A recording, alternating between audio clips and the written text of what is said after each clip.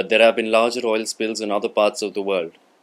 The Nigerian government figures show that there have been more than 9,000 oil spills between 1970 and 2000, and there are currently 2,000 official spill sites. This is larger than even the current BP spill. Obviously, this never made headlines. One wonders then whether it's wrong to assume that the lives of Africans are of little or no value to the global corporate media. They do not provide the advertisements, big corporations do. BP today can probably find a lot of comfort in two recent judgments by the US Supreme Court on the Exxon Valdez oil spill of 1989. Till then, the biggest recorded oil spill in history. A jury in 1994 imposed penalties of $5 billion on the company. In 2006, an appeals court halved the punitive claims to $2.5 billion. And in June 2008, the Supreme Court reduced that amount by 80% to roughly $500 million, an average of $15,000 per plaintiff.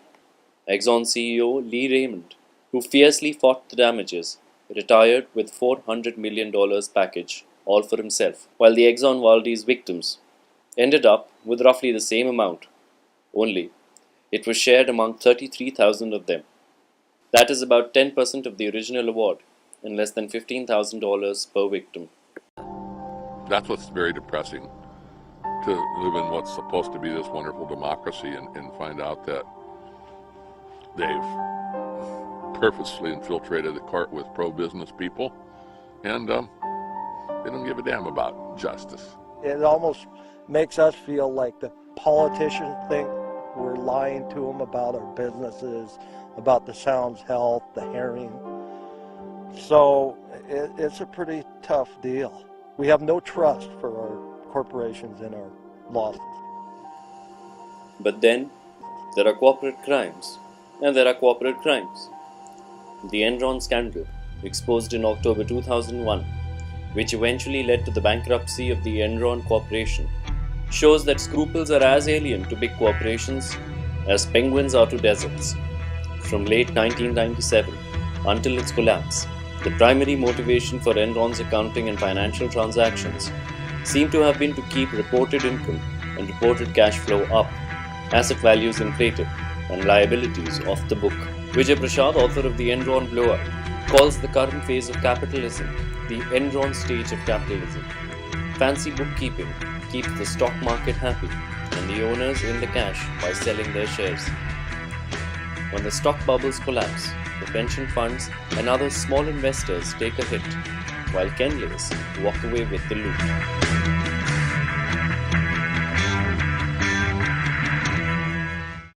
I believe the only venue for me is the Ride of Broken Dreams. Oh, you mean the Enron ride?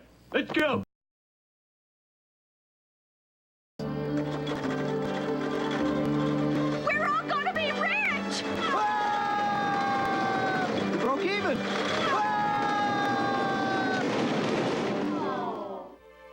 The Bhopal plant is another such example. The cost of the plant was humongous, and so was the electricity cost for the plant. Maharashtra State Electricity Board became bankrupt once Enron started supplying power.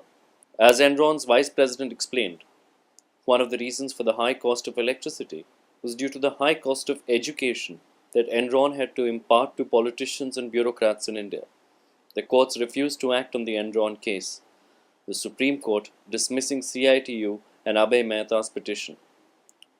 India finally paid Enron and GE consortium $1 billion to get out of the contract, and also underwrite the revived Bhopal plant by another $2 billion, while Enron GE walked away from the Bhopal plant with $1 billion.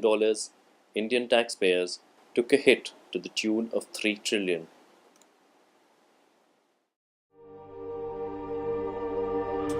But India had already experienced a corporate disaster of a much greater magnitude, the horrific Bhopal gas tragedy of 1984, when tons of the deadly methyl isocyanate gas and other toxins leaked from a Union Carbide pesticide plant in Bhopal, which killed over 22,000 people.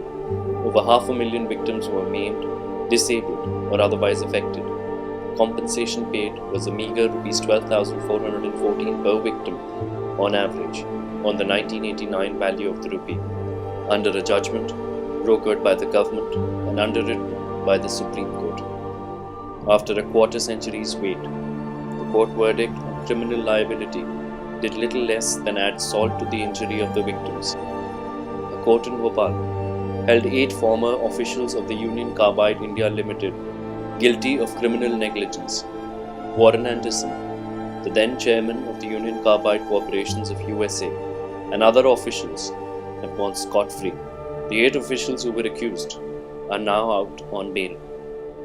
Dow Chemicals, the corporation that had bought over the UCIL, today refused to pay any further compensation. Instead, the additional compensation has to be borne by the Indian Exchequer. So also, removing the toxic material in the Bhopal plant, the Indian people will foot this bill, with Dow denying any responsibility.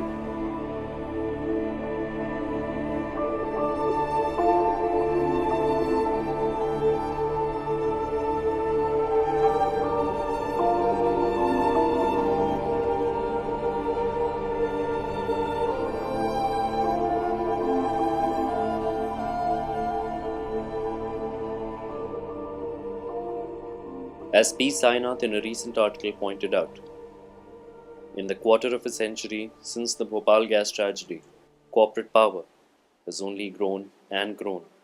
Bhopal's happened when society's privilege cooperates over communities and private profit over public interest. Curb corporate power, Indian or American, or it will rip you apart.